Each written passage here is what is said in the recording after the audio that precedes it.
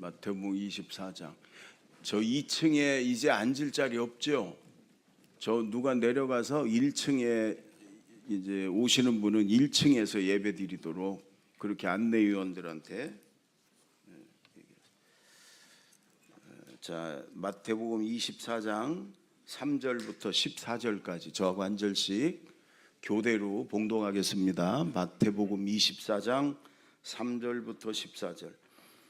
예수께서 감람산 위에 앉으셨을 때 제자들이 조용히 와서 이르되 우리에게 이르소서 어느 때 이런 일이 있겠사오며 또 주의 임하심과 세상 끝에는 무슨 징조가 있사오리까?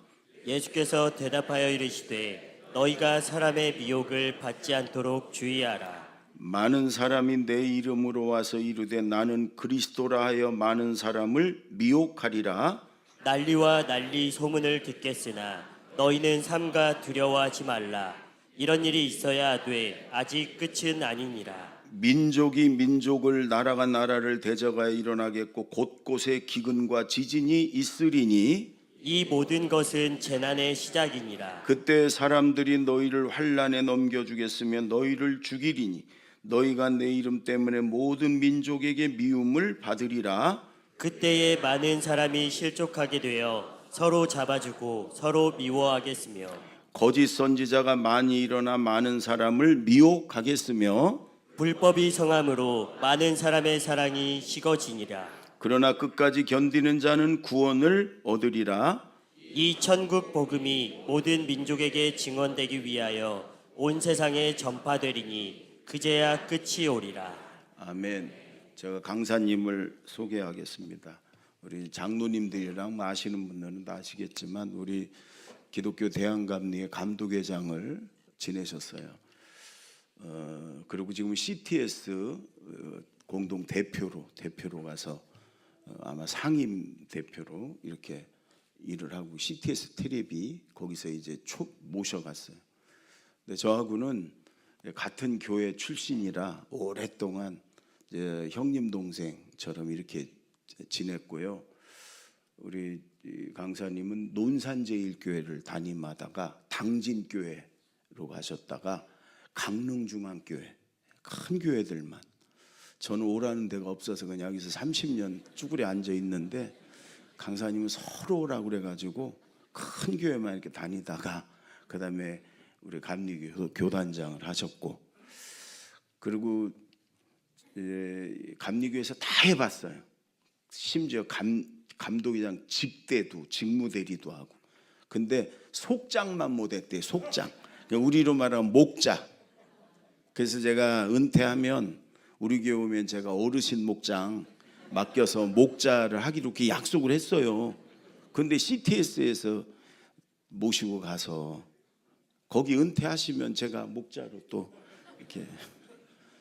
여러분, 우리 이철 회장님은 아주 그 한마디로 겪어본 분들은 알지만 아주 선하신 분이에요. 그리고 은혜가 있는 분이에요. 그래서 오늘도 기대해도 됩니다. 아주 큰 은혜를 하나님이 주실 것입니다. 우리 박수로 맞아주세요.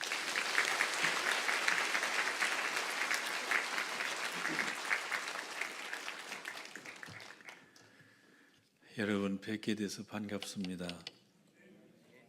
얼굴은 하나도 안 변해요. 안 바뀌고 입으로만 하면. 우리 김동현 감독님하고는 이제 같은 교회에서 오래전에 같이 있었고, 우리 사모님은 제가 전도사 때 초등학생이었죠? 사모님 어디 계셔? 초등학생이어서 참 오랜 기간 동안에 깊은 형제로 살아왔는데, 지난 제 임기는 감독회장 임기는 4년이고 연예 감독님들 임기는 2년씩입니다. 그래서 전임 34기 연예 감독님들이 12분인데 그때 12분의 중심이 됐던 분이 지금 현재 감독회장을 하고 계시는 김정석 감독님이 그 감독님들의 중심이 돼서 교회 한국감리교회를 해서 크게 일을 하셨어요. 근데 바로 전기 35기 감독님이 여러분이 아시는 대로 우리 김동현 감독님이 그 기수인데 그 기수의 중심 역할을 했어요. 왜냐하면 감독 취임하면서 저까지 12에 여기 금으로 배지를 해서 달아주고 어려운 일 있으면 자기가 돈을 다 냈어요. 여러분이 모르실 거야. 공부하면 못하면 서로들 어려우니까 못하면 내가 할게 하고 대놓고 해외 선교 가든지 그러면 일부러 제 사무실 찾아와서 여행 봉투 놓고 그 다음에 감독님들 연애 어려운 걸 다 도와줘서 엄청나게 도와줬어요. 그게 오늘이 아니면 여러분한테 얘기를 못 할 것 같아서 내가 근데 하여튼 여러분이 도와주셔서 지난 2년 동안에 감리교 감독님들이 중심에서 저 김동현 감독님이 다 됐어요. 뭐 하면 옥천으로 불러서 다 대접하고 뭐하고 어려운 일 있으면 도와준 일하고 그 일을 해서 지난 회기는 김정석 감독이 없었으면 어쩔 뻔했나, 바로 이번에는 김동현 감독이 없었으면 어쩔 뻔했나, 그 얘기는 제자들 교회가 없었으면 어쩔 뻔했나 그런 얘기입니다. 그러니 여러분 너무 고맙고 너무 감사하죠. 어느 날은 저한테 오더니 회장님 내가 감독돼서 좋죠 그러더라고. 그래서 좋지 안 했으면 큰일 날 뻔했어. 그렇게 지내던 사이입니다. 30주년을 맞은 여러분에게 하나님의 놀라운 축복이 함께 하실 줄로 믿습니다. 다행히 오늘 첫 순서를 저를 줘서 다행이에요. 끝에 와서 쓰면 죽을 쏠 뻔했는데 오늘 죽을 쏘도 내일 모레 잘들 합니까? 저분들하고는 전 비교를 못해요. 저는 원래 오래를 못해요. 그게 다행이고, 두 번째는 뛰질 못해. 내가 성격이 조용해서 뭐 펄펄 뛰고 뭐 쫙 삼장하고 그걸 잘 못해. 그러나 우리 아버님도 목사님인데 성령 불을 받으셨어요. 성령 불을 받으셔서 옛날에는 그 기도원에 방화통이라고 있었어요. 도라무통 큰 거를 반을 잘라가지고 물을 담아서 건물 주변에 이렇게 놨던 게 방화통이라 옛날에는 그랬는데, 너무 한겨울에 성령 불을 뜨겁게 받으셨는지 방화통에 들어가서 겨울에 시켰어요. 우리 아버님이 시켰는데 하나님의 음성이 들리더래. 너는 뭐 하고 싶으냐 그러길래 저는 아직도 이해를 못해요. 왜냐하면 하나님이 저한테는 한 번도 그 얘기를 안 해주셨어요. 그래서 내가 물었죠. 하나님 음성이 어떻게 들려요? 그랬더니 외줄로 들리더래. 외줄로. 나는 그냥 그러리라 그러고 말아. 따지 묻지 말고 외줄로 들리더래. 그래서 그래요. 그래서 뭐라고 그랬습니까? 그랬더니 나는 전도하길 원합니다. 그래서 우리 아버님은 평생 돌아가실 때까지 전도를 삶으로 살아오셨어요. 그때 은혜를 너무 뜨겁게 받으시며 방언도 받고 은혜도 받고 신비한 체험도 많이 하셨지만 성격이 꼭 저 닮으셨어. 그래서 착하고 아주 조용하죠. 그런 것처럼 저도 조용해서 뛰질 못해요. 우리 아버님은 그래서 평생을 왜 면도하냐? 전도하기 위해서 면도를 하시는 거예요. 세수를 왜 하냐? 전도하시기 위해서 하셨어요. 그래서 제가 20몇 년을 모셨어요. 90세에 돌아가셨는데 모셨는데 꼭 나가실 때는 전도지를 품고 정갈하게 하고 가세요. 그러고 가다가 길에 딱 둘이 만나면 아들보다도 어린 젊은 사람이라도 반드시 정중하게 인사해요. 선생님 제가 실례해도 되겠습니까? 그럼 어이구 어르신 예 그러면 여기서 꺼내서 저는 강릉중앙교회 성도입니다. 선생님 꼭 한번 읽어보시길 바랍니다. 가끔 제가 식사 대접을 해요. 그러면 식사 대접하다가 옆 좌석에 누가 앉으면 식사하시다 말고 꼭 이렇게 하셔. 옷을 잘 입으시고 양복을 입고 옆 테이블로 가요. 인사를. 그러면 어르신이 와서 인사하니까 아이고 예 어르신. 저는 강릉중앙교회 성도입니다. 선생님 실례가 안 되시면 꼭 좀 읽어보시길 바랍니다.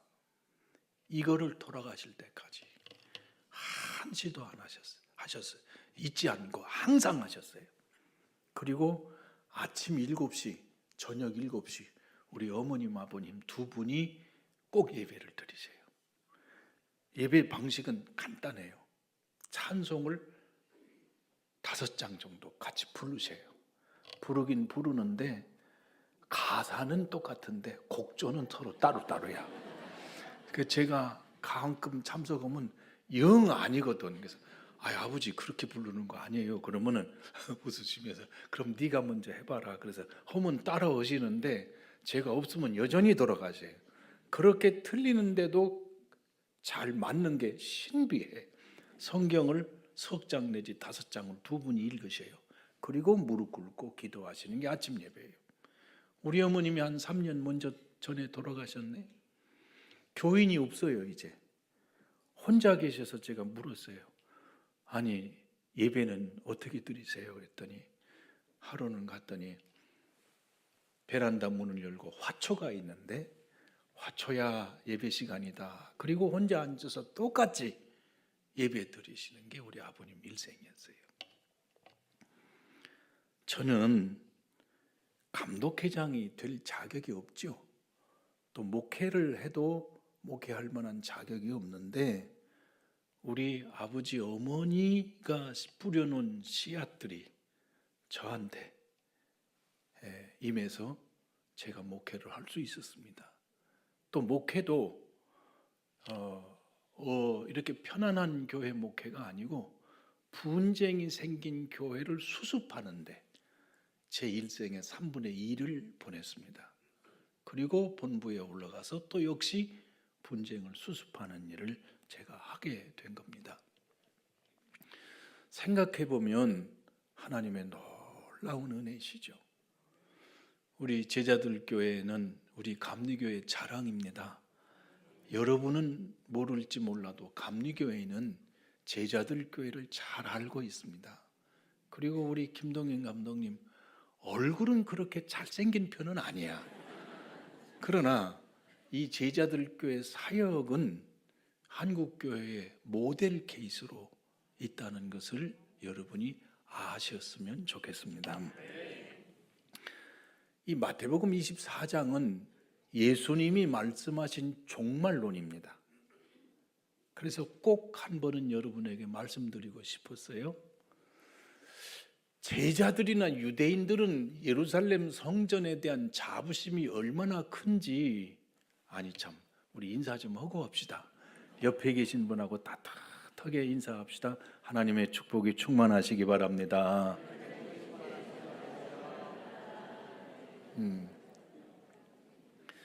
그 예루살렘 성전이 너무 자부심이 있으니까 제자들이 예수님도 같은 유대인인데 예루살렘 성전을 자랑하는 거예요. 그게 1절, 2절, 3절입니다.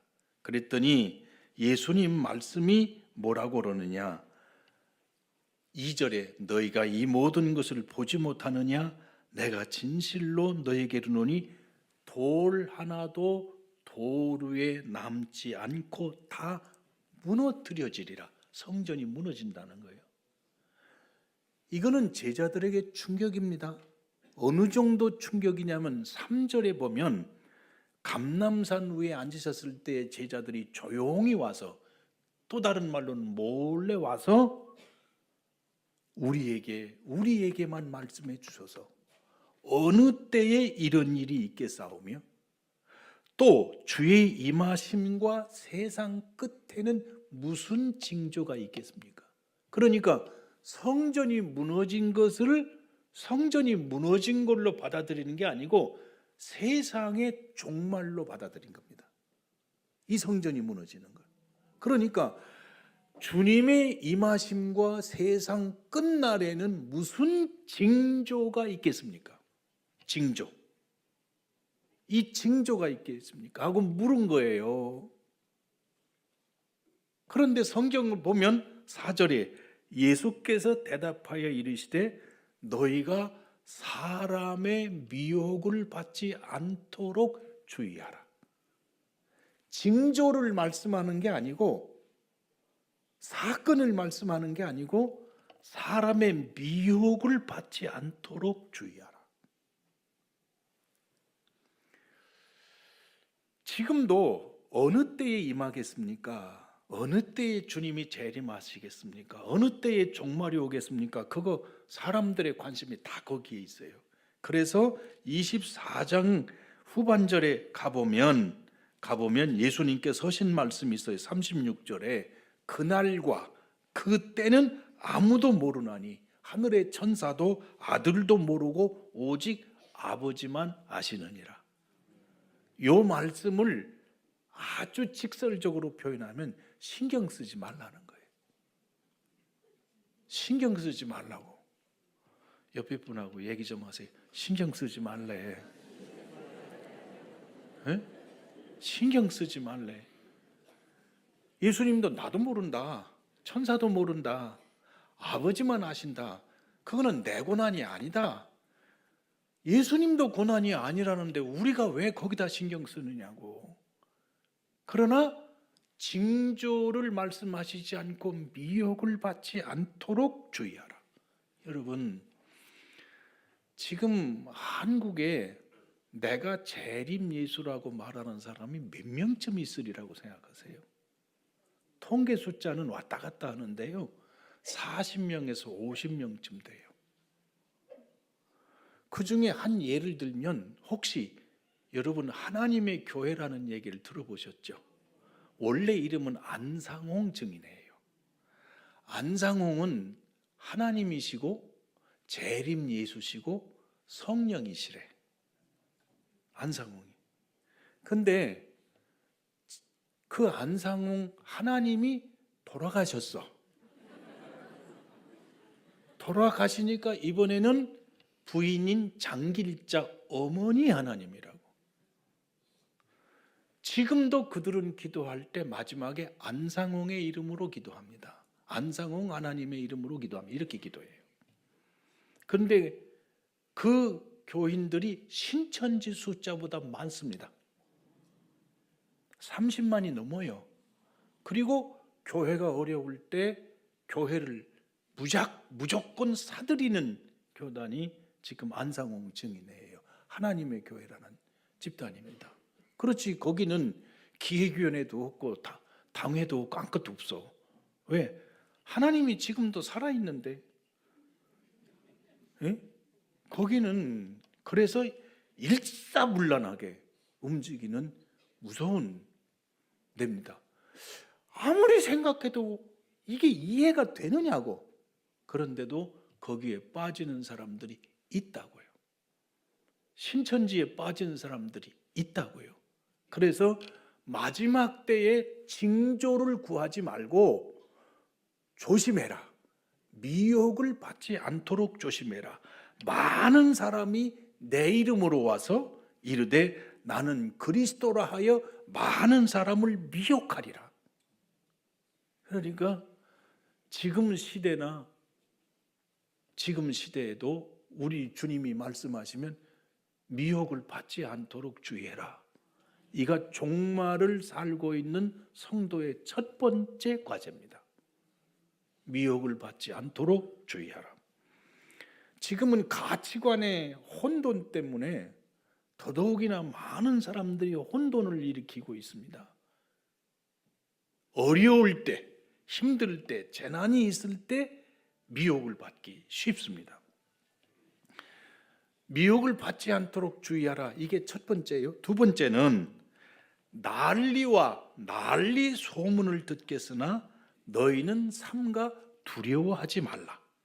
이런 일이 있어야 하되 아직 끝은 아니니라. 7절에 민족이 민족을, 나라가 나라를 대적하여 일어나겠고 곳곳에 기근과 지진이 있으리니 이 모든 것은 재난의 뭐예요? 시작이니라. 자, 여러분, 전쟁도 있고 나라의 내분도 있고 기근도 있고 지진도 일어나는 현상을 보면 여러분이나 저나 길게 살아야 100년 넘기가 쉽지 않아요. 넘었다고 쳐. 그래도 그 숫자는 아무것도 안 돼. 수에 칠 가치가 없어. 그래서 우리는 우리가 시대에 만나는 재난이 이게 끝이구나 하고 받아들이기가 100%예요. 그런데 여러분은 이런 재난과 어려운 시련, 시대적 어려움이 있을 때 이거를 끝이라고 받아들이면 안 됩니다. 왜냐? 끝이라고 받아들이면 문을 닫아버리는 거예요. 시작은 문을 여는 거예요. 그리스도인들은 마지막이다 하고 문을 닫아서는 안 돼요. 시작이라 생각해야 바꾸기도 하고 개선도 하고 도전도 하고 그리고 변화를 위해서 헌신할 수 있어요. 그런데 닫아버려. 그러면 시대만 닫는 게 아니고 우리의 소망도 닫고 우리의 헌신도 닫고 모든 걸 다 닫아버리는 거예요. 이런 예가 있었어요. 92년도입니까? 다미 선교회가 와서 예수님이 재림오신다고 전 세계 방송에 초점을 맞췄어요. 흰옷을 입고 한 곳에 모였어요. 그때 그들이 주님 재림을 기다린다고 닫아버릴 때 교육도 닫았어요. 헌신도 닫았어요. 재산도 닫았어요. 다 닫아버렸어요. 그런데 성경은 이런 인간들이 갖고 있는 문제점에 대해서 이제 끝이 아니니라 그랬어요. 끝이 아니고 뭐라고요? 시작이라고. 그러면 시대의 재난을 바라보는 관점이 끝이다 하고 바라보면 다 닫아버리는데 여러분도 마찬가지예요. 살다가 어려운 일이 생기면 마지막 나오는 소리가 뭐요? 이제는 끝이다. 이제는 마지막이다. 더 이상은 못하겠다 하면 다 닫아버려요. 닫으면 뭐만 남아요? 포기만 남죠. 죽음만 남아요. 그러나 예수님은 끝이라고 하질 않았어요. 시작이라고 그랬어요. 모든 것의 시작이니라 그랬어요. 그래서 기독교인은 세상의 모든 공동체, 모든 단체는 하다가 안 되면 닫아요. 안 된다고 하고 접어요. 유일하게 교회는 하나님이 주시면 됩니다. 하나님이 여시면 됩니다. 하나님이 해결하시면 됩니다. 끝까지 인간의 과정으로 볼 때는 안 되는데 하나님이 하시면 된다고 믿는 곳이 유일한 곳이 교회예요. 저는 강릉 가서 부도를 2번 당했거든요. 부도라는 거 아십니까? 교회 부도. 건축국에서 땅 팔고 교회를 헐고 교회를 지으려고 체육관으로 옮겼는데 부도가 난 거예요. 그 부도가 난 후에 2년 동안에 혹독한 기간을 겪었어요. 그런데 부도만 난 게 아니고 금융 위기가 찾아왔어요. 그래서 땅 우리가 1018평인데 93억 5천에 팔았거든요. 근데 그게 한 달이 지나면 10억씩 떨어지기 시작하는데 60억까지 떨어지는 거예요. 막 떨어지는데 더 이상은 60억이 떨어져 사가는 사람이 없는 때를 만나서 캄캄한 거예요. 그 캄캄할 때 간신히 교회를 수습해서 1년 동안 수습을 했는데 또 부도가 나니까 교인들이 다시 문제가 생기는 거예요. 그러네 회의를 하네. 회의. 한 주는 기획위원회, 한 주는 건축위원회, 한 주는 임원회. 매주마다 회의를 하는 거예요. 그때 저는 병이 들었어요. 그 부도났다는 소식을 꽝 듣고 그 다음 날, 그날 밤에 잠을 자는데 추워서 일어났더니 몸이 땀으로 완전히 다 젖어서 이불도 젖고 베개도 젖고 옷은 다 젖었어요. 그래서 할 수 없이 아이고야 내가 충격이 심했나 보다. 그리고서 옷을 갈아입고 베개는 뒤집고 이불도 뒤집어서 또 추워서 일어났더니 또 젖어졌어. 그러고 시간을 보니까 1시간 단위로 그렇게 하루에 7번 내지 8번. 그게 한 달이가 6개월이가 얼굴이 부었다 내렸다 그래. 그 와중에 교회에서는 계속 회의를 하는 거예요. 회의를 하면 막 싸우는 거예요. 누가 이 책임을 질 거냐? 왜 그랬냐? 옛날에 헐 때는 아무 소리 안 터니 누가 헐라고 그랬냐? 뭐 하면서 싸우는데 나는 힘이 없으니까 원래 말도 빨랐어요. 설교도 한 40분씩 했어요. 근데 힘이 없어. 이게 부었다 내렸다 그리고 잠을 못 자니까 이게 버릇이 이걸 버티고 있어. 설교도 20분으로 줄었어요. 20분 안에 끝내. 말도 느릿느릿해. 그리고서 회의할 때 또 서 있어야 되잖아. 서 있으면 막 싸워요. 그럼 나는 한마디도 못 해요. 왜냐하면 힘이 없어서. 그러면 싸우다가 저들이 지치면 1시간 반쯤 지나면 끝나는 거예요. 그런데 그 와중에 나는 한번 날 보고 막 욕을 해도 아무 소리도 안 했어. 나중에 교인들이 참 우리 목사님 훌륭하다고. 근데 훌륭해서가 아니고 힘이 없어서 말 못한 거야. 아파서. 왜냐하면 말을 더 받아쳤다가는 더 시간 끌면 감당하기 어렵잖아. 그때 만약에 병이 안 들었었으면은 얘기하다 뭐? 당신이라니 그때 왜 얘기 안 했어? 막 이렇게 대들었으면 우리 교회는 깨져서 파산했습니다.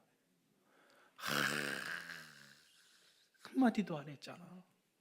안 한 거요? 못 한 거요? 못 한 거지. 그때 지나고 난 후에 하나님이 그 병을 주신 게 축복이었어요. 그거 안 줘요. 큰일 났어요. 한 번은 건축위원회를 하는데 남아있는 분 중 얘기를 안 했구나. 우리 강릉교회가 올해 1901년도 창립됐으니까 지금 124년 4년 됐고 하디 선교사님이 개척했는데 제가 2006년도에 갔습니다. 2003년도까지만 당회를 했어요. 2003년도 우리 교회 인원을 보니까 등록 인원이 6,400명이었어요. 그런데 3년 동안 격렬한 싸움을 하면서 교회가 다 무너져 내려서 제가 갔을 때는 한 400에서 450명 정도 남았어요. 젊은이들 다 나가고 그거를 수습하는 과정을 제가 겪은 거죠. 이제 건축위원회를 하는데 역시 나는 앉아서 그냥 있는 거예요. 자기들끼리 하다가 지치면 1시간 반쯤 되면 이제 잦아들어. 그러면 끝내는 거예요.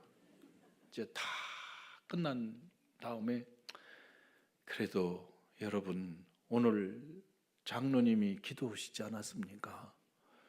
캄캄해서 앞이 안 보여도 하나님이 해결해 주시면 해결해 주실 줄로 믿습니다. 그러니 하나님께서 해결해 주실 줄로 믿읍시다. 그랬더니 한 분이 손을 들더니 목사님, 예, 그러니까 참 목사님은 딱하시오. 예, 그러니까 목사님, 기도는 기도고 현실은 현실입니다.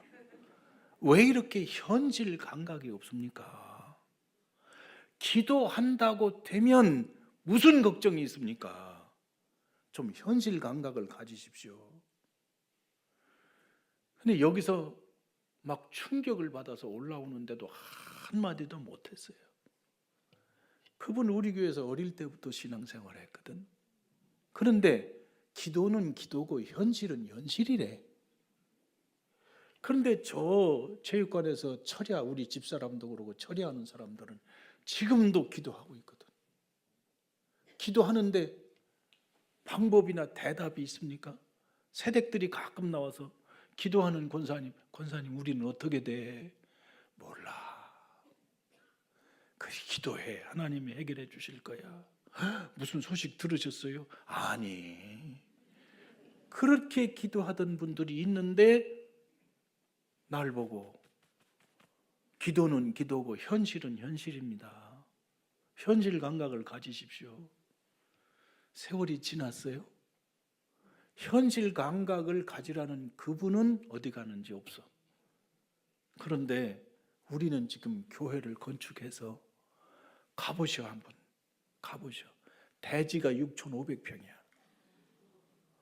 우리가 들어온 다음에 거기 쓰레기 매립장이 아무것도 없었거든요. 들어온 다음에 3년 있다가 동계올림픽 경기장에 같이 붙었어. 이번에는 또 내년도인가 2026년도인가 세계 대회가 바로 그 뒤에서 있어서 컨벤션 센터를 짓고 있어. 그래서 옆에 있던 산까지 이렇게 갈아놔서 우리는 길, 주차장, 우리 저 주차장 다 같이 써요. 행사가 있으면 다 같이 써. 1,000대인데 아십니까? 1,000대는데 시장님이 날 보고 아니 목사님 여기 경기장 들어올 줄 어떻게 알았어요? 아니 시장님 내가 어떻게 알아요? 내가 어떻게 알아? 시장도 모르는 거 하나님이 아신 거지.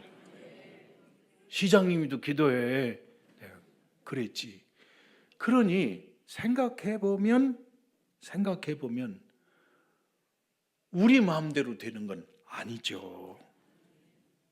끝입니까? 아닙니다. 하나님은 시작입니다.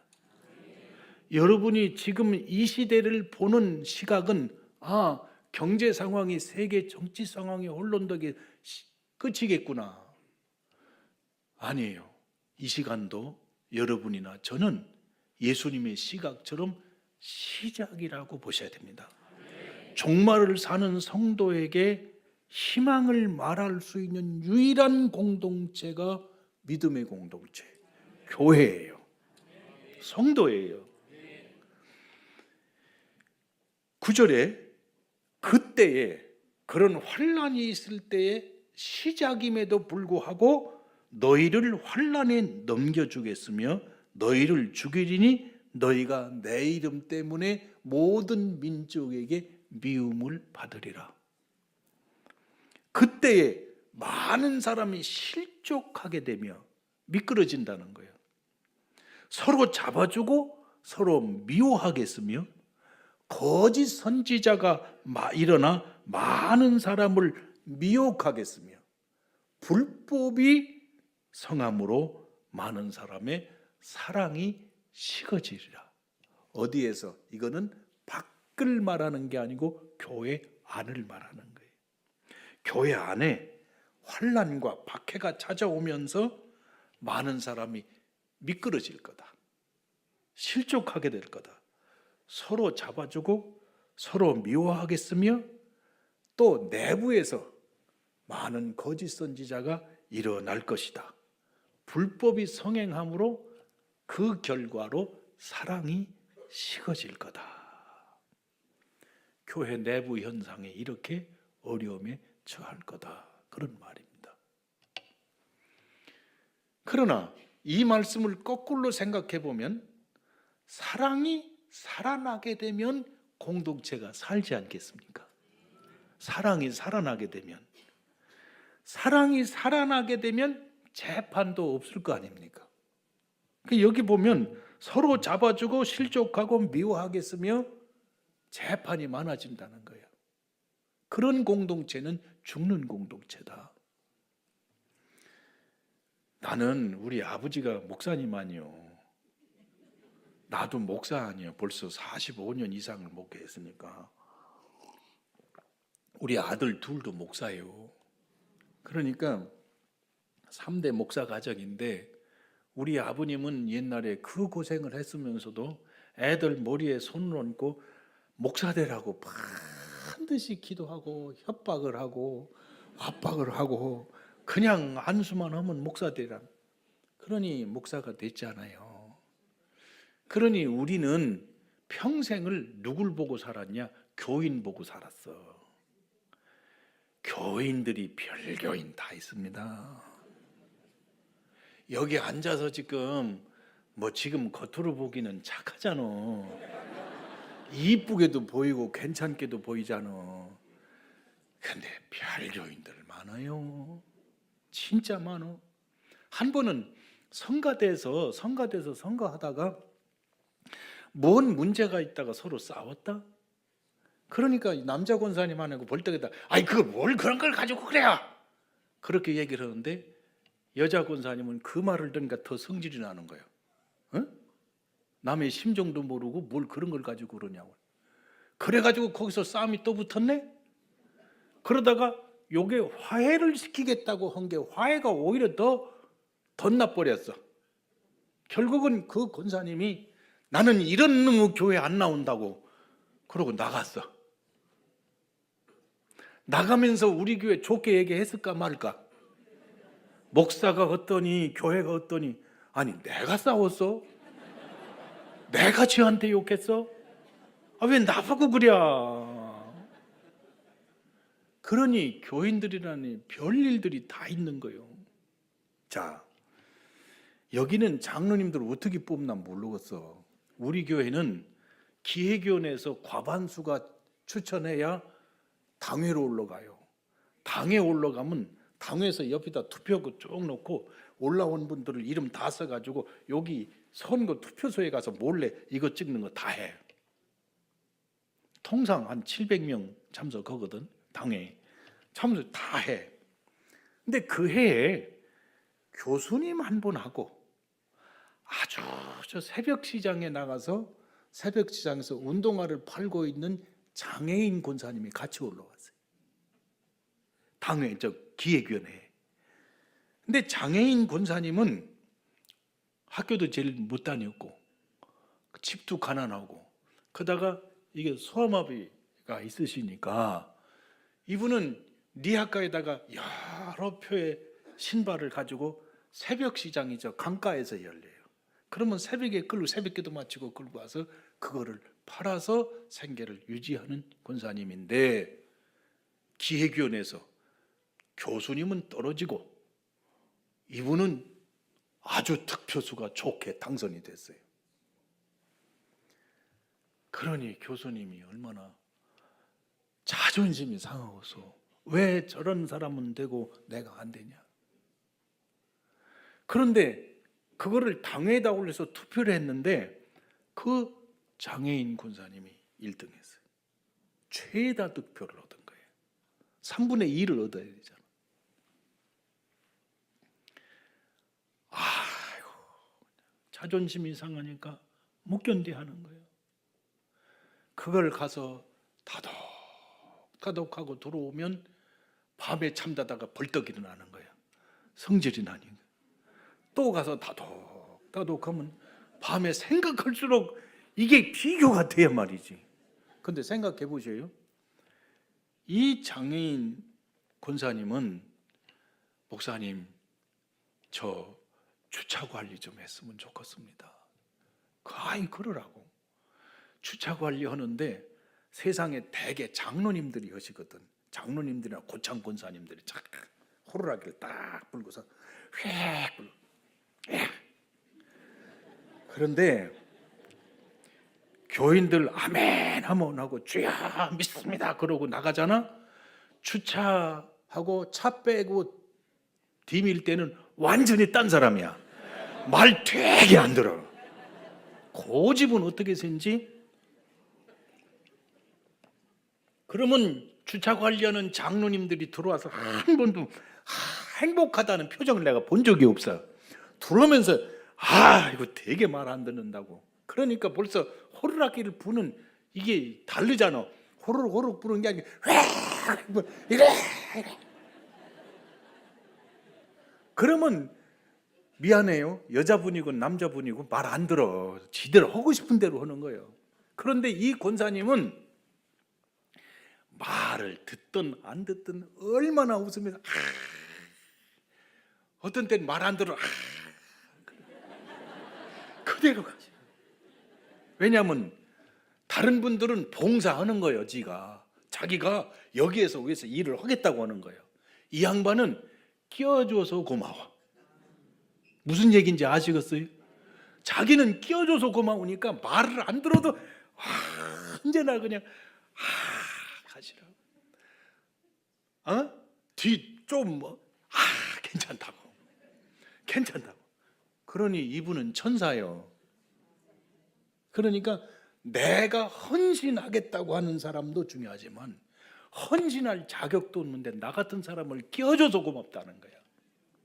그러니 온 교인들이 볼 때 투표할 때 본심이 다 나오잖아. 저 양반이 진짜다 그 말이에요. 이거요 굉장히 중요한 문제입니다. 왜 사랑이 식을까요? 왜 실족할까요? 왜 서로 미워할까요? 싸움은요, 여기는 지금 분위기 너무 좋잖아요. 좋은데 분위기가 더 좋아질 가능성도 있지만 언젠가 싸울 가능성도 있어. 근데 그 싸움이 언제 나오냐? 요게요 기분 나쁜 게 사록사록 쌓여요. 말 한마디에 상처 있고 쌓여. 부부간도 그렇잖여. 부부간도. 그러니까 요게 쌓이는 거예요. 차곡차곡 쌓이다가 딱 겉으로는 표 안 내고 가슴 속에 묻어뒀다가 사건이 하나 땅 생겨요.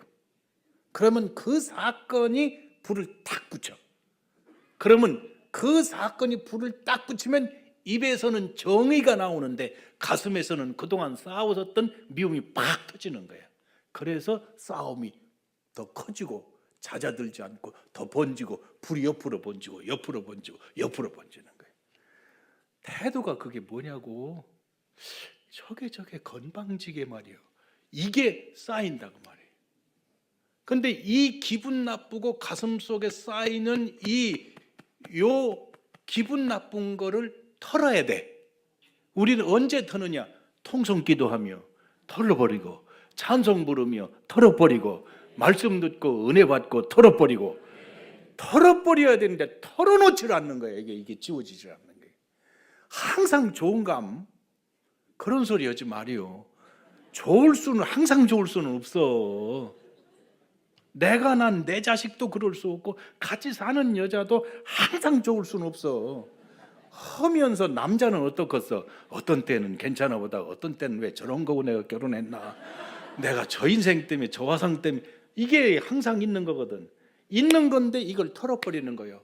기도하다가 말씀 듣고 아멘 하고 털어버리고 이 털어버리는데 신앙은 겉으로 하는 척하면서 가슴 속에는 차곡차곡 쌓아뒀던 게 빵 하고 터지는 거예요. 그거 털어야 됩니다. 옆에 계신 분 그분의 낯짝을 좀 한번 쳐다보세요. 낯짝을 쳐다보고 우리 털읍시다 그래. 털읍시다.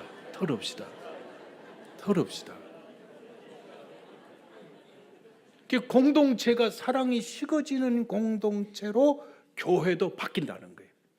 법만 따지고 이유만 따지고.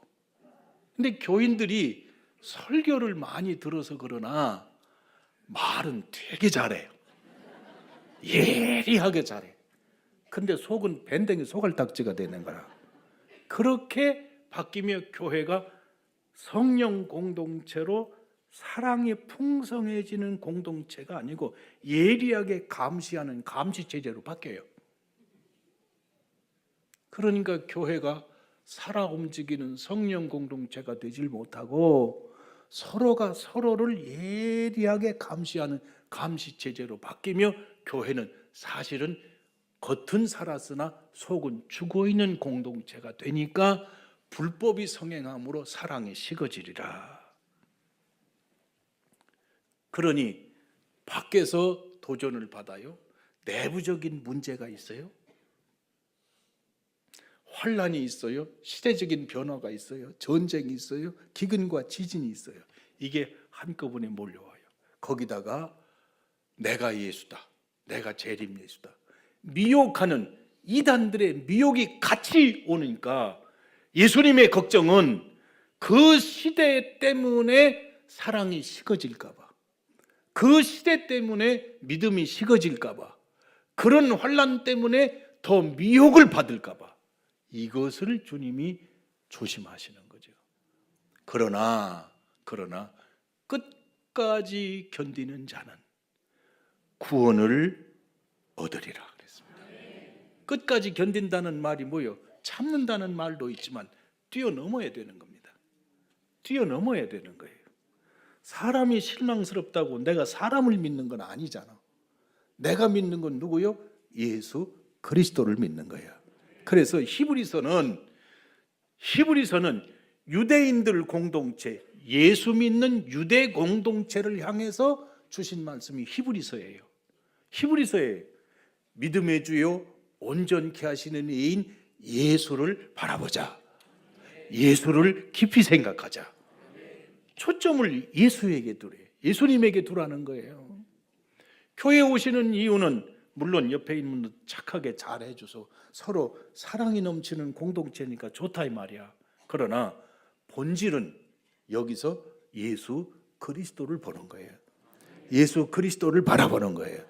목회자는 예수 그리스도를 가리키는 거예요. 그러니까 가리키는 예수를 봐야지. 가리키는 예수님은 안 보고 가리키는 손가락만 보면 안 된다는 거죠. 그러니까 끝까지 견딘다는 건 그럼에도 불구하고 뛰어넘으라는 거예요. 속장님이 마음을 안 들어도 뛰어넘으라는 거야. 왜? 여러분도 그렇게 하고 살잖아. 지금 신랑이 마음에 안 들어도 할 수 없이 살잖아. 뛰어넘으니까 사는 거 아니요. 그럼에도 불구하고 이기는 거예요. 그러나 초점을 걸어 뛰어넘고 예수님을 바라보는 거예요. 성가대원이 다 마음에 드는 건 아니야. 그러나 뛰어넘고 누구를 바라보는 거예요? 예수를 바라보는 거예요. 예수님 바라보는 거예요. 기독교인들이 사람 바라보다가 실망을 무척 합니다. 그럼요, 사람은 실망할 수밖에 없지요. 완벽한 사람이 어디에 있습니까? 완벽한 사람이 어디에 있습니까? 없습니다. 여러분이 보시듯이 제가 얼마나 점잖하게 생겼습니까? 참 목회 잘할 것 같죠? 그런데 저도 약점이 성질이 보통 급한 게 아니야. 보통 급한 게 아니야. 제가 군대를 갔잖아요. 하사로 차출이 됐잖아요. 여산하사관학교 나왔어요. 제가 여산학교 떡 들어갔더니 첫 번째 밥을 먹는데 식판에다가 딱 밥도 많이 주더라고. 고기도 많이 주고. 그래서 딱 밥을 갖다 놓고 뜨거운 밥을 앞에 놓고 식사 시작을 하라는데 나는 기도를 해야 되잖아. 하려고 했더니 조교가 탁자 위에 딱 올라가서 이렇게 서더라고. 이렇게 딱 서더니 손을 하더니 하나 둘 이렇게 속으로 저게 왜 지랄하나 저거. 그랬더니 그냥 후후하고 먹으려고 그러는데 그래 동작 그만. 그래 동작 그만했지. 식판을 든다 실시. 식판 먹다 말고 좌양좌 그 들고 앞으로 그러니까 턴다 실시. 짬밥통에다가 그냥 한나절을 3보 이상 구부하고 뛰고 나니까 얼마나 배가 고픕니까? 점심 때 똑같이 주는데 이번에는 올라가서 아무 소리 또 하나. 이제는 무슨 짓 하는 건지 아는 거지. 그러기를 6개월을 했잖아. 그러니 밥을 먹는 게 열흘 동안에 다 먹는 거야. 열흘 동안. 그러고 해외 나가서 유학하는 동안에도 시간이 없으니까 밥을 놓고 여기다가 그릇에다가 국물을 넣고 밥 넣고 김치 넣고 그냥 후 해가지고 그냥 이러고 놓고 앞에 텔레비 틀어놓고 후루룩 후루룩 하고 또 나가야 되는 거예요. 이러고 나니 나는 밥 먹는 시간을 그렇게 보내는 게 얼마나 아까운지. 그 당진교회 갔을 때 밥 먹으면 밥 나오면은 금방 다 먹는 거예요. 열실 동안에 다 먹는 거예요.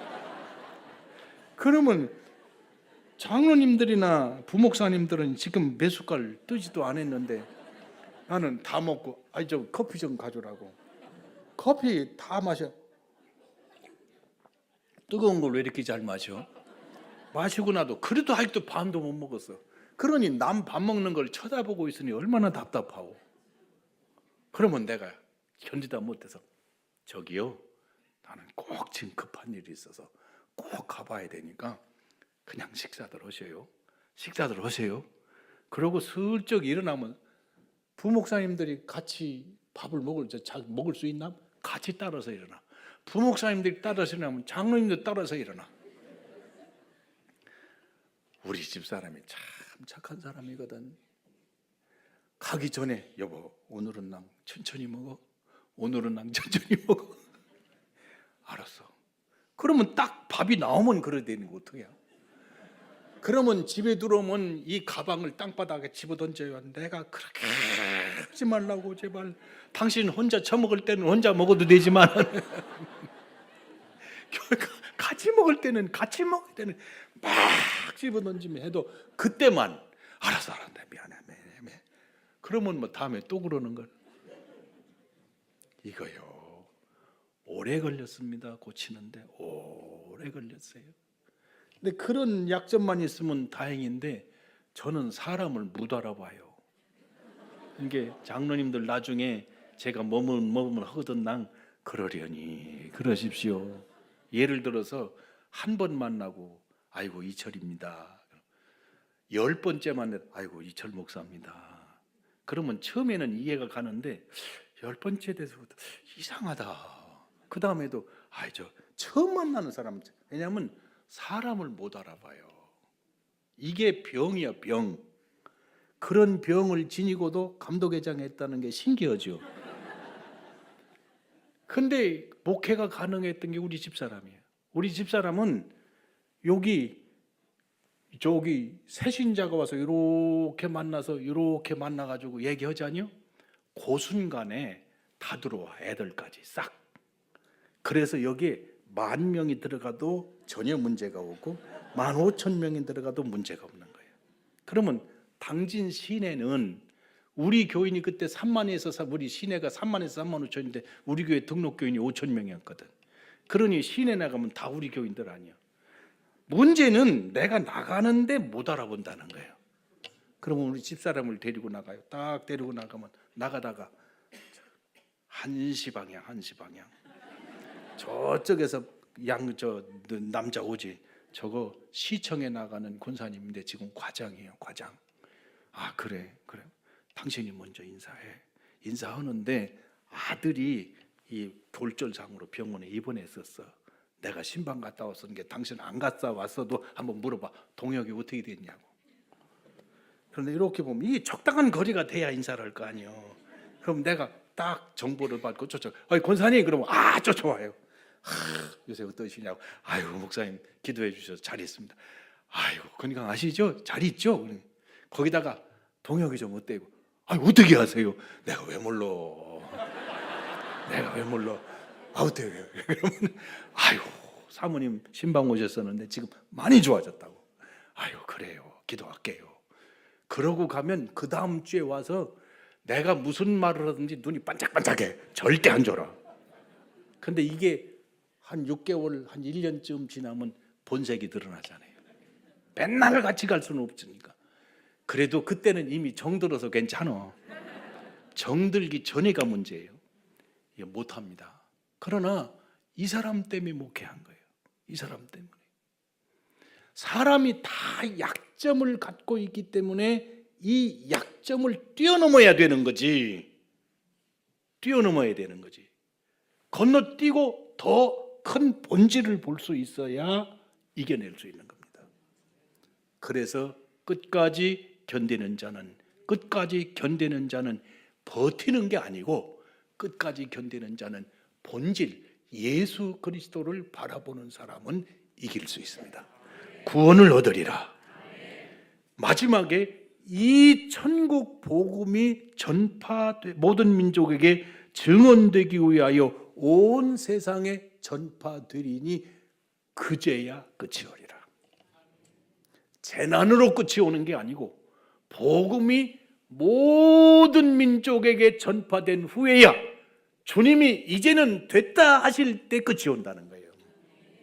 그러니 예수님의 관점은 재난이냐 끝이냐 여기 있는 게 아니고 복음 전파에 있습니다. 전쟁이 일어나기 때문에 더 복음을 전파해야죠. 재난이 있기 때문에 더 복음을 전파해야 되죠. 혼란이 있기 때문에 더 복음을 전파해야 되죠. 교회 내부가 안팎으로 어려움이 있어서 시련이 있기 때문에 더 복음을 전파해야 되죠. 예수님은 그제야 하나님께서 만족하신 후에야 끝이 오리라. 그 끝은 재난의 끝이 아니에요. 복음의 완성이에요. 이 사실을 잊지 마시길 바랍니다. 어쩌면 주님이 오실 날보다 여러분이 먼저 갈 수 있어요. 여러분이 먼저 간다니까? 먼저 갈 인생이 언제 끝날 거냐 여기 신경 쓰지 말고 어떻게 복음을 전할 거냐 하는데 마음을 쏟고 살아가시길 바랍니다. 그 사람이 마지막 종말을 살아가는 승리자입니다. 이게 예수님께서 하시고 싶은 말씀입니다. 신경 쓰지 마세요. 저 전쟁이 있기 때문에 더 복음 전파해야 되고 교회가 밖에 사회로부터 비탄을 받고 진난을 받고 도전을 받기 때문에 더 전파해야 되고 그리고 내부적인 문제가 소식이 들려올 때 그걸 보고 실망하고 주저앉지 말고 그렇기 때문에 끝까지 견디고 이겨야 되고 그리고 복음을 전파해야 되는 겁니다. 그러면 재난이 복음으로 위축시켜요. 내부적인 분란이 복음으로 위축시켜요. 그리고 미혹이 복음으로 위축시켜요. 그러나 복음은 절대로 위축시키면 안 됩니다. 코로나 전국 때 제일 먼저 교회가 어려우니까 선교비부터 줄였어요. 그렇게 하면 안 돼. 거꾸로 했어야 돼. 오히려 늘렸어야 되는 거예요. 그래야 복음이 살아나고 교회도 생명 있는 공동체로 살아납니다. 복음이 없으면 예수 그리스도 없으면 교회는 생명이 없는 거예요. 예수 그리스도 복음이 살아있어야 교회는 살아있는 겁니다. 이게 예수님께서 하시고 싶은 종말론의 핵심입니다. 복음입니다. 예수 그리스도의 이름으로 승리하시기를 주님의 이름으로 축원합니다. 기도하겠습니다. 머리에 손을 얹고 가슴에 손을 얹고 기도하겠습니다. 아버지 하나님, 하나님께서 세우신 주님의 교회입니다. 제자들 교회를 통해서 세계 만방에 복음이 증거되게 하여 주시옵소서. 복음을 증거하는 교회 위에 주님이 함께 하시고 예수 그리스도의 생명을 전하는 성도의 가슴 속에 그 가정 위에 주님이 함께 하실 줄로 믿습니다. 앞으로 제자들 교회는 주님이 귀히 여기시는 생명의 교회요, 전쟁과 재난과 미혹과 내부 분란이 있는 어려운 환난 속에서 오직 복음을 전하는 살아있는 생명 공동체가 되게 하여 주시옵소서. 이 강단에서 우리 김동현 감독님 하나님의 말씀을 증거하실 때마다 악한 마귀의 세력이 무너지게 하여 주시옵소서. 죄악의 세력이 무너지게 하여 주시옵소서. 성령께서 강력하게 역사하셔서 병든 자가 치료받게 하여 주시옵소서. 방향을 잃은 자가 찾게 하여 주시옵소서. 성령의 은혜를 힘입어 소망 중에 살아가는 성도들이 되게 하여 주시옵소서. 앞으로 세대에는 복음의 귀를 열고 앞으로 세대에는 복음의 가슴을 여는 세대가 오게 하여 주시옵소서. 이 시간에 성도들의 가슴에 주님 손을 얹으셔서 성령의 불로 임하여 주시옵소서. 귀한 예물을 드렸습니다. 기도의 예물입니다. 감사의 예물입니다. 믿음의 예물입니다. 주께서 축복하여 주시옵소서. 그리고 주님께서 가슴에 담고 있는 희망의 문이 열려지게 하시고 문을 닫는 끝이 아니라 시작의 문이 열려지게 하여 주시옵소서. 복음이 증거된 후에야 그제야 끝이 오시리라고 말씀하신 것처럼 이 복음이 세계 만방에 증거될 때까지, 전파될 때까지 횃불처럼 높이 들려진 주님의 교회로 세워 주시옵소서. 우리 제자들을 교회를 통하여, 성도들을 통하여 주님 영광 받으시옵소서. 그리고 이 시간 가슴에 손을 얹어 싸우니 저들 가슴에 있는 기도의 소리를 들으시고 응답하시고 안수하시고 치유하시고 능력을 부어 주시옵소서. 예수 그리스도의 이름으로 간절히 기도하옵나이다. 아멘.